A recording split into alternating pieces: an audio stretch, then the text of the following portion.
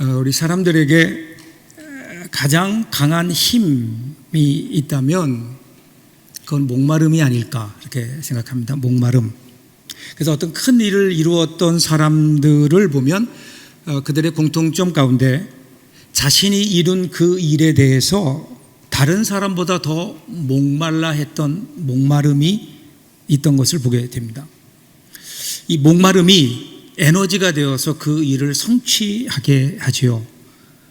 그래서 김지하 시인의 시 가운데 타는 목마름이라고 하는 시가 있죠. 신새벽 뒷골목에 너의 이름을 쓴다. 민주주의여. 나의 머리는 너를 잊은 지 오래, 나의 발길은 너를 잊은 지 너무도 오래. 오직 한 가닥 있어. 타는 가슴 속 목마름의 기억이 너의 이름을 남 몰래 쓴다. 민주주의여. 70년대 암울했던 이 땅에 그 민주주의를 갈망했었던 그 목마름이 오늘 우리가 이만큼 민주화된 사회 속에서 살고 있는 토대가 되지 않았을까. 그런데 여러분, 그럼에도 불구하고 우리 인생 가운데 이 목마름은 채워지지 않는 것 같습니다. 인생을 살면 살수록 우리 인생의 목마름이 채워지지 않는구나라는 사실을 더 깊이 깨닫게 되죠. 그러니까 이어령 씨가 자신을 그렇게 얘기했어요. 평생 우물을 파는 사람. 그 책을 보면 그래서 자기 인생 가운데 어떤 갈증들, 목마름을 이야기합니다. 명예를 달라고 글을 썼더니 명예가 생겼고, 돈을 벌려고 애쓰니까 돈이 생겼다. 또 병 때문에 병원에 다니니까 병이 나았다. 그런데 어느 날 너무나 외로워서 극장에 가서 영화를 보고 좋아하는 글을 봐도 채워지지 않는 혼자라는 절대 고독에 괴로웠다. 그런데 어느 순간 그 갈증이 바로 진리에 대한 갈증이요 창조주에 대한 목마름임을 깨닫게 되었다. 채워지지 않는 목마름이 우리에게 있습니다. 그 무엇을 해도 채워지지 않는 목마름, 다시는 그 우리 모두의 모습이 아닐까요? 어떻게 우리의 이 목마름이 채워질 수 있을까? 오늘 우리가 읽은 말씀 요한복음 4장에 보면 한 여인, 평생 목말라 하는 삶을 살았던 한 여인의 이야기, 오늘 그 이야기를 통해서 오늘 저와 여러분의 목마름이 해결되는 놀라운 은혜가 있기를 주님의 이름으로 축복합니다. 3절 4절로 본문으로 한번 들어가 보시죠. 유대를 떠나서 다시 갈릴리로 가실새 사마리아를 통과하여야 하겠는지라. 여기 보면 유대가 나오고요, 갈릴리가 나오고요, 사마리아가 나옵니다. 그래서 이 지리가 쉽게 얘기하면요, 유대는 남쪽에 있어요. 그리고 맨 북쪽 끝에 갈릴리가 있습니다. 그리고 그 가운데에 사마리아가 있는 거예요. 그러니까 남쪽에서 북쪽으로 혹은 북쪽에서 남쪽으로 갈 때에 가장 빠른 길, 가장 안전한 길이 사마리아를 거쳐서 가는 거예요. 그런데 예수님 당시의 유대인들은요, 그 사마리아를 거쳐가지 않고 사마리아 땅을 밟지 않고 오히려 우회해서 여리고라든지 이러한 옆으로 우회해서 가는 그러한 경향이 있었습니다. 왜 그랬을까? 그러면요, 주전 8세기 말에 북이스라엘이 멸망하게 되죠. 근데 멸망당하는데 아시리아라고 하는 제국에 의해서 멸망을 당합니다. 근데 이 아시리아라고 하는 이 제국이 상당히 잔인했어요. 그래서 그들이 정복하게 되면 어떻게 했냐면 민족을 말살시켜 버렸습니다. 그래서 그쪽에 있는 자기가 점령한 지역에 있는 사람들을 그 가운데 일부를 데려다가 거기서 다른 곳으로 이주하게 하고요, 그곳에 있는 또 다른 사람들을 그곳으로 이주하게 합니다. 그러니까 자연이 어떻게 될까요? 인종이 믹스되게 되는 거예요. 혼혈이 되는 겁니다. 피가 섞일 수밖에 없는 거죠. 유대인들, 그러면 순수 혈통을 자랑하는 그것이 그들의 자부심인데, 그런데 유대인인 것 같은데 유대인이 아닌, 그래서 유대인들은 이 사마리아 사람들을요 같은 민족으로 여기지 않았을 뿐 아니라 오히려 배교자 이렇게 얘기하면서 그들을 몰아붙였죠. 그래서 그들의 땅을 밟는 것조차도 내가 부정한 것이다 그렇게 생각하고요, 그 땅을 밟지 않고 돌아서 갔던 겁니다. 그런데 주님께서 지금 유대에서 갈릴리로 가시면서 4절에 보면 사마리아로 통행하여야 하겠는지라 이렇게 말씀하시는데, 이 말씀은요 꼭 내가 사마리아로 가야 되겠다라고 하는 주님의 의지가 담겨 있는 겁니다. 왜 그랬을까요? 거기에는 물론 분명히 이유가 있습니다. 그리고 그 이유가 이제 밝혀지죠. 5절부터 6절 보세요. 사마리아에 있는 수가라 하는 동네에 이르니 야곱이 그 아들 요셉에게 준 땅이 가깝고 거기 또 야곱의 우물이 있더라. 예수께서 길 가시다가 피곤하여 우물 곁에 그대로 앉으시니 때가 6시쯤 되었더라. 예수님이 들어가시고 마침 옆에 보니까 수가성에 그 우물이 있어요. 그래서 여행에 지치신 예수님께서 그곳에 앉아 계시고요. 제자들은 먹을 것을 구하러 이제 마을에 들어갔습니다. 근데 그때가 6시다 그렇게 얘기합니다. 6시가 몇 시일까요? 유대인의 시간법으로는요 6시 그러면 12시 정오를 가르칩니다.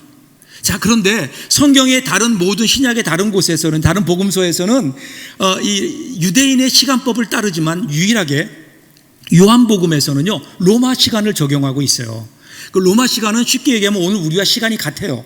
그러니까 여기에서 6시 그러면 우리에게도 6시예요. 오늘날의 6시예요. 그런데 6시인데 과연 아침 6시일까 저녁 6시일까? 상황을 보면은요 행로에 피곤하였고 음식을 구하러 들어갔다라는 그러한 표현을 보면 아침이 아니라 저녁 6시, 해가 질 무렵 6시로 보는 것이 맞죠. 그렇죠? 그리고 7절 보세요. 그리고 드디어 한 여인이 등장합니다. 사마리아 여자 한 사람이 물을 기르러 왔음에 예수께서 물을 좀 달라 하시니, 이 여인, 이 유명한 사마리아 여인 우리가 다 알고 있잖아요. 근데 아까 말씀드렸죠. 기존의 전통적인 해석은요 이때가 유대인의 시간을 따라서 정오고, 정오라면 아무도 움직이지 않는 가장 뜨거운 시간, 그때 혼자 물을 기르러 올 수밖에 없는 죄인, 뭐 이렇게 우리들이 그동안 해석을 했는데 그것은 아닌 것 같아요. 그러니까 이 수가성의 이 여인이 사람들의 눈길을 피해서 한낮에 물을 기르러 온 것은 아니고 저녁 6시쯤 다른 사람이 올 때 그때 그 시간에 온 겁니다. 그러니까 중요한 것은 몇 시에 왔느냐라는 게 아니에요. 그 상황입니다. 이 여인이 나왔을 때 이미 예수님이 먼저 와 계셨어요. 예수님이 마치 그 여인을 기다리고 있는 것처럼 앉아 계셨다는 겁니다. 여러분, 성경을 보면 언제나 하나님의 역사는 예수님이 먼저 오심으로 시작돼요. 사람이 먼저 예수님께 나오지 않아요. 예수님께서 찾아오심으로 거기에 하나님의 역사가 일어나게 됩니다. 여러분들의 신앙도 돌아보세요. 여러분은 어떻게 주님 만나셨나요? 오늘 여러분이 어떻게 이 자리까지 오게 되셨나요? 여러분들이 의도해서, 여러분들의 시간표와 여러분의 계획에 의해서 주님 앞에 나오셨나요? 그렇지 않잖아요. 우리가 볼 때는 우연히 어떤 사람이 나에게 복음을 전했고 그래서 내가 주님 앞에 나온 것 같지만, 그런데 성경을 보면 그것은 우리가 우연히 하나님 앞에 나오게 된 것 아니고, 내가 결단에 나온 것 아니고, 주님이 어느 순간 우리 인생 가운데 들어오셨고 그래서 주님께서 우리를 불러내셔서 그래서 오늘 우리가 이 자리에 나와 있는 것 아닐까요? 하나님의 시간표에 따라. 오늘 이 자리도 저와 여러분들에게 수가성 우물가가 될 수 있기를 주님의 이름으로 축복합니다. 주님이 부르셔서 이 자리에 나온 거고요. 그리고 주님이 앉아 계십니다. 자, 근데 이 여인의 반응을 보세요. 이 사마리아 여자가 이르되 당신은 유대인으로서 어찌하여 사마리아 여자인 나에게 물을 달라 하나이까? 좀 물을 달라라고 말씀하시는 예수님, 그 예수님에게 그가 그렇게 얘기해요. 보면 좀 까칠하죠. 물을 달라. 그럼 물을 좀 주면 되는데 근데 물을 안 줘요. 그리고 뭐라고 쏘아붙이는 거예요. 이유가 뭘까요? 당신이 나와 무슨 상관이 있습니까? 이거예요. 자, 어떤 면에서 그럴 거예요. 당신은 유대인, 나는 사마리아 사람. 이 견원지간이에요. 서로 상종해야 될 이유가 없어요. 서로 굉장히 사이가 안 좋아요. 두 번째, 당신은 남자, 나는 여자. 나하고 아무런 상관이 없는 당신, 나하고 당신이 무슨 관계가 있습니까? 근데 왜 나에게 물을 달라고 하십니까? 이렇게 까칠하게 대답을 하는 겁니다. 그렇죠. 이것이 그 처음 만났던 예수님에 대한 이 여인의 생각이었다고요. 우리도 그렇지 않았을까요? 여러분, 처음 예수 믿게 되었을 때, 예수라는 분에 대해서 처음 이야기를 들었을 때 그 예수가 여러분들에게는 어떤 분이었나요? 예수 얘기를 듣자마자 이분은 나의 구세주야 그리고 영접하진 않았잖아요. 어느 날 예수에 대한 얘기를 들었는데 그 예수가 누구야? 2000년 전에 있었던 유대인이에요. 그러면 21세기를 살아가는 한국인인 나에게 도대체 그 예수가 무슨 관계가 있는가? 그렇지 않을까요? 나와 무슨 관계가 있을까? 이렇게 생각하는 여인에게 예수님이 말씀을 이어가세요. 10절 보세요. 예수께 대답하여 이르시되 내가 만일 하나님의 선물과 또 내게 물을 좀 달라 하는 이가 누구인 줄 알았더라면 내가 그에게 구했을 것이요 그가 생수를 너에게 주었으리라. 자, 이런 예수님 모습 보면서 어이가 없는 거죠. 그렇잖아요. 물은 깊은데 물을 기를 아무런 도구도 없으면서 자기가 마치 뭐 정말 더 좋은 물을 더 시원한 생수를 자기가 줄 것처럼 이야기하는 이 낯선 유대인, 이 이야기를 들으면서 아마도 이 여인의 마음속에는 오기가 생기지 않았을까요? 이 유대인의 콧대를 꺾어주고 싶은 충동이 있었을 겁니다. 그래서 뭐라 그래요? 이어지는 11절 12절 보세요. 여자가 이르되 주여 물 기를 그릇도 없고 이 우물은 깊은데 어디서 당신이 그 생수를 얻겠사옵나이까? 우리 조상 야곱이 이 우물을 우리에게 주셨고 또 여기서 자기와 자기 아들들과 짐승이 다 마셨는데 당신이 야곱보다 더 크니까. 여기 보면 여자가 이르되 주여 그랬는데 주여라는 말은요 주님 그런 뜻이 아니고 그냥 선생님 일반적인 호칭이에요. 자, 이 여인이요 말은 그렇게 하지만 생수에 관심이 있는 거예요. 여러분, 사람들이 하나님에 대해서 관심이 있어요. 구원에 대해서 관심이 있습니다.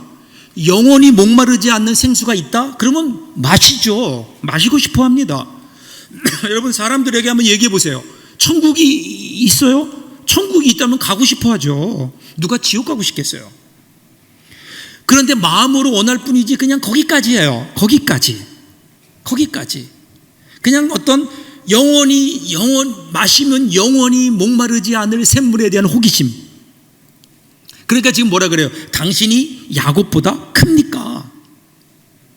호기심이 있는 거예요. 자, 저 사람이 누굴까? 이 여인이 예수님에 대한 호기심이 있는 거예요. 그런데 이 호기심은요 아직도 믿음은 아닙니다. 그냥 누구지? 신기해하는 거예요. 그냥 기본적인 관심이에요. 오늘 여기 앉아 계신 분들 가운데도 예수에 대한 호기심으로 나와 있는 분 혹시 계시지 않을까요? 예수에 대한 호기심, 기독교에 대한 호기심. 여러분, 예수님 당시에 많은 사람들이 이 호기심으로 예수님을 따랐어요. 예수님이 행하시는 일들을 보면서 야, 예수가 누굴까? 저 사람이 누굴까? 수많은 사람들이 예수님을 그렇게 호기심으로 바라보았습니다. 그런데 그 호기심이 믿음으로 연결되지는 못한 거예요. 호기심. 이것을 아신 예수님께서 대화를 더 진행해 가십니다. 13절, 14절 보세요. 예수께서 대답하여 이르시되 이 물을 마시는 자마다 다시 목마르려니와 내가 주는 물을 마시는 자는 영원히 목마르지 아니하리니 내가 주는 물은 그 속에서 영생하도록 솟아나는 샘물이 되리라. 아마도 이 여인은요 납득할 수 없는 말을 아주 자신 있게 얘기하는 그 유대인 한 남자의 모습을 보면서 말도 안 되는 소리라고 얘기하면서 한편으로는 이런 생각이 들지 않았을까요? 그래, 그렇게 될 수 있다면 좋겠지. 이렇게 매일 물 기르러 오지 않아도 한 번 마시면 영원히 목마르지 않는 샘물이 있다면 얼마나 좋을까? 이 여인의 마음속에 그런 마음이 들기 시작하는 거예요. 그러면서 혹시 저 사람 말대로 저 사람이 무언가 나에게 줄 수 있지 않을까? 그 무언가가 무언지는 잘 모르겠지만 그래도 something, 무언가 나에게 주실 수 있는 사람이 아닐까?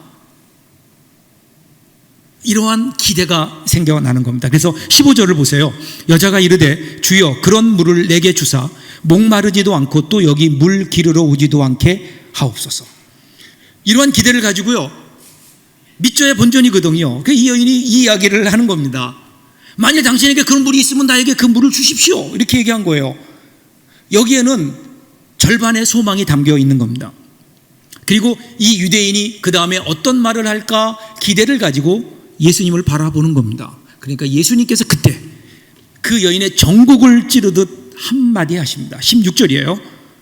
이르시되 가서 너의 남편을 불러오라. 가서 너의 남편을 불러와라 얘기합니다. 그 여인이 아마 깜짝 놀랐을 거예요. 그래서 뭐라고 대답하는가 하면 나는 남편이 없어요, 이렇게 얘기하는 거예요. 이 여인의 말 속에는요 단순히 남편이 없다라는 사실을 이야기하는 것 그 이상의 어떤 뉘앙스가 있습니다. 내 남편에 대해서 말하고 싶지 않은 거예요. 딱 더 이상 대화를 단절하는 겁니다. 더 이상 이 문제에 대해서 언급하고 싶지 않다는 그러한 표현이죠. 왜 지금까지 분위기 좋았는데 왜 좋은 선물, 하나님의 선물, 그 다음에 영원히 목마르지 않는 물 뭐 이런 거 얘기하다가 갑자기 왜 내 남편에 대한 얘기를 합니까? 더 이상 그 문제는 나는 그 문제에 대해서 더 이상 얘기하고 싶지 않습니다. 이러는 거예요. 여기에 대해서 예수님께서 18절 보세요. 너에게 남편 5이 있었고 지금 있는 자도 너의 남편이 아니니 너의 말이 참되도다. 예수님께서 그 여인이 하고 싶지 않은 그 이야기를 여시는 거예요. 과거에는 남편이 5명이 있었는데 지금 사는 사람도 남편이 아니다. 그럼 남편이 아니면 뭘까요? 하여튼 중요한 것은요, 자기의 삶을 알고 있는 거예요. 저 유대인 남자가 자기의 과거를 알고 있어요. 마치 자기의 삶을, 자기의 과거를 다 보고 있는 듯이 자기의 삶을 알고 있는 겁니다. 나의 과거를 알고, 나의 절망을 알고, 내가 살아온 나의 길을 알고, 나의 실패했던 모습, 때로는 나의 화려했던 삶, 그 시절도 알고, 나의 모든 것을 다 알고 있는, 꿰뚫고 보고 있는 사람. 여러분, 여기서 우리가 남편이 5이나 있었다고 쉽게 이 여인을 정죄하지 마세요. 우리 그 내용을 잘 모르잖아요. 우리가 그 여인이 남편이 5이 있었다고 죄 지은 여인이라고 그렇게 쉽게 우리들이 그 여인을 정죄하면, 여러분, 이 세상에 흔들리지 않고 피어나는 꽃이 어디 있겠어요? 인생은 다 흔들리며 가는 겁니다. 겉으로는 다 아닌 척 괜찮은 척 있지만, 그런데 우리 인생을 보면 다 흔들리며 비바람 맞으며 여기까지 온 것 아니에요. 다른 사람의 인생, 여러분, 쉽게 정죄하지 마시고요, 이런 모습을 통해 우리의 모습을 돌아보는 거예요. 다만 이 여인에게 문제가 하나 있었어요. 그 문제가 남편이에요. 남편. 모든 아내의 같은 생각이겠죠? 남편이에요, 남편. 항상 남편을 제대로 만나지 못해서 목말았다고 생각했어요.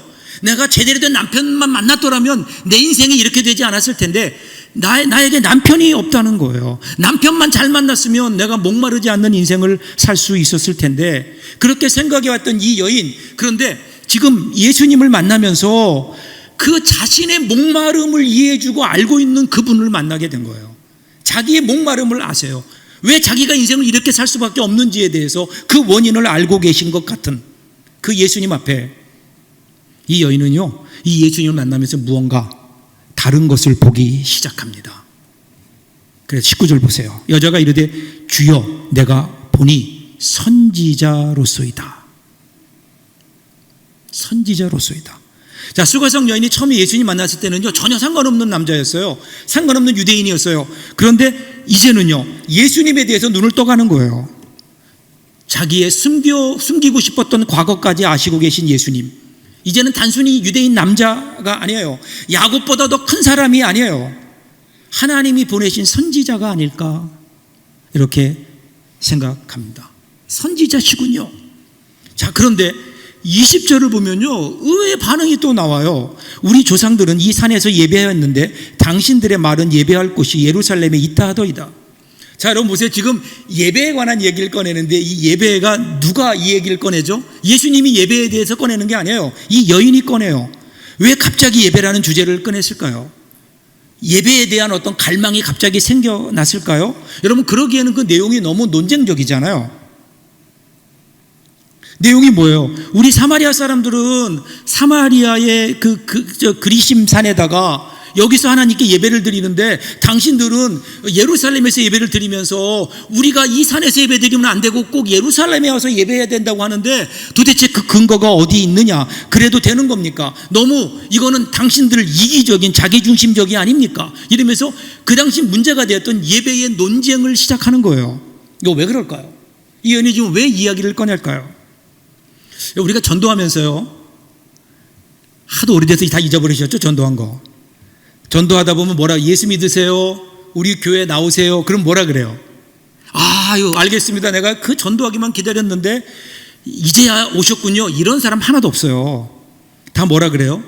교회는 뭐하러 가요? 교회 가봐야 교회 다니는 사람들 보니까 나보다 나은 거 하나도 없는데, 하나님이 살아계시다면 교회가 그 모양이겠어요? 이러면서 안 나오죠. 이 여자의 심정이 그것이 아니었을까요? 지금 예수님께서 자기의 문제, 자기의 가장 중요한 자기의 죄, 자기의 어떤 부끄러운 과거를 드러내시니까 그 앞에서요 당황한 거예요. 그 순간을 모면하라고 화제를 바꾸는 겁니다. 화제를 바꾸는 거예요. 그래서 그 다른 종교적 논쟁으로 몰아가는 겁니다. 그런데 예수님께서는요 여기에 대해서 친절하게 대답하세요. 예배는 사마리아에서 예배하느냐 예루살렘에서 예배하느냐 그게 중요한 게 아니야. 그보다 더 본질적인 게 있어. 그것은 예배하는 사람이 영과 진리로 예배해야 돼. 친절하게 설명해 주시잖아요. 그런데 예수님의 대답을 들은 이 여인의 반응이 어떤 줄 아세요? 25절 보세요. 여자가 이르되 메시아 곧 그리스도라는 이가 오실 줄을 내가 아노니 그가 오시면 모든 것을 우리에게 알려주시리이다.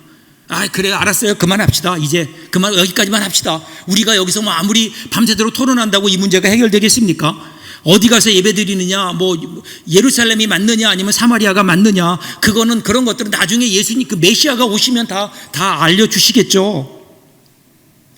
이렇게 지금 돌려버리는 거예요. 그리고 대화를 끊는 겁니다.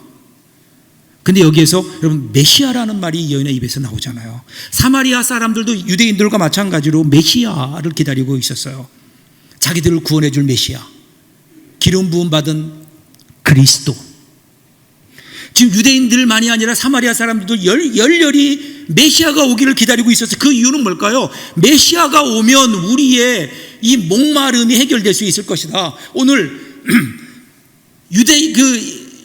로마 제국의 식민지 아래에 있는, 그래서 그 안에서 정말 피곤한 삶을 살고 있는 오늘 우리의 삶이 메시아가 오시면 회복될 것이다. 그 구원자 메시아를 기다리고 있었다고요. 메시아가 오면 우리의 목마름이 해결될 것이다.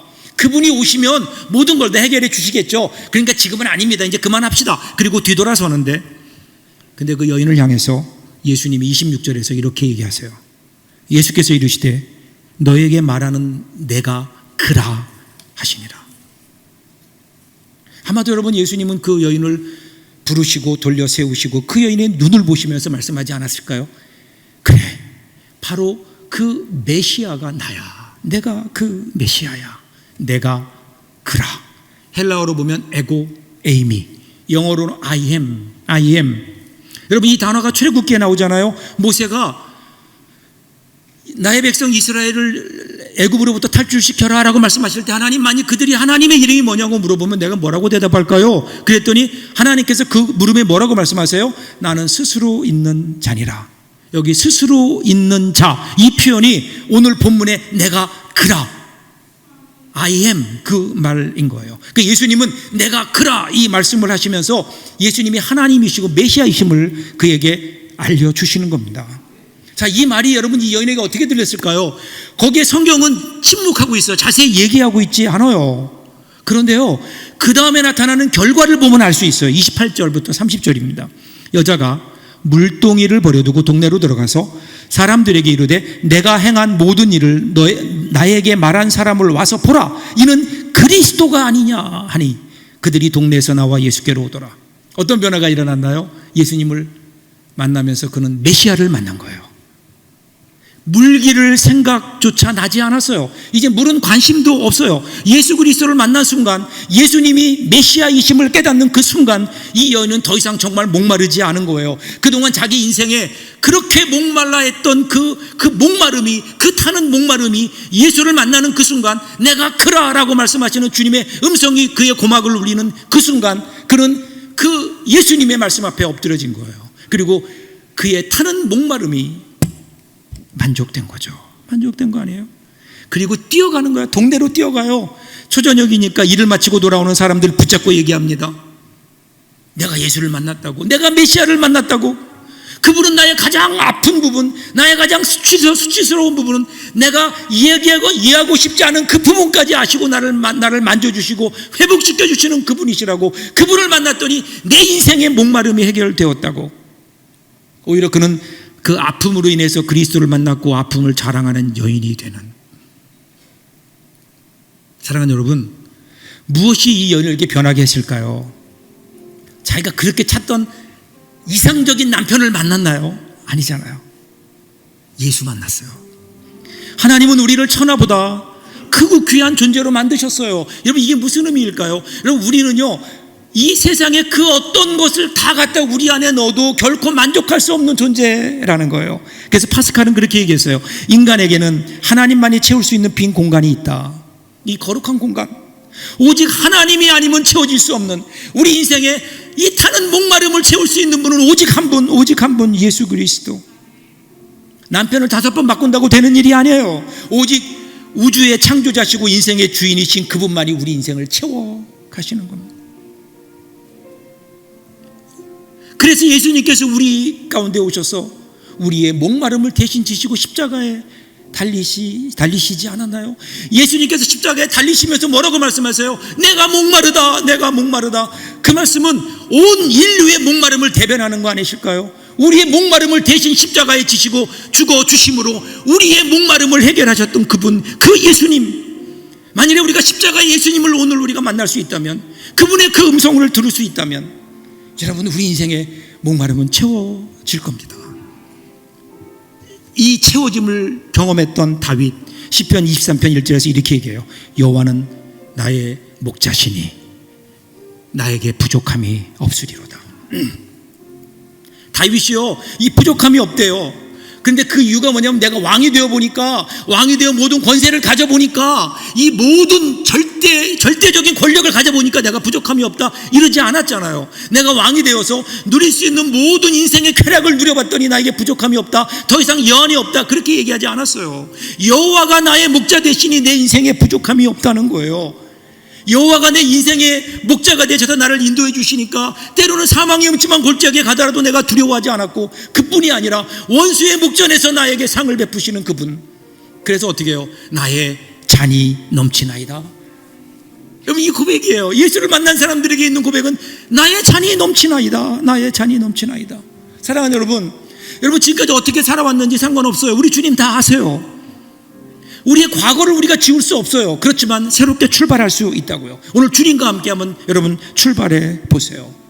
여러분의 인생에 우리 예수님, 그분을 다시 여러분의 인생의 메시아로, 여러분의 그 타는 목마름을 해결해 줄 수 있는 그분으로 여러분 인생, 여러분의 마음속에 모셔보세요.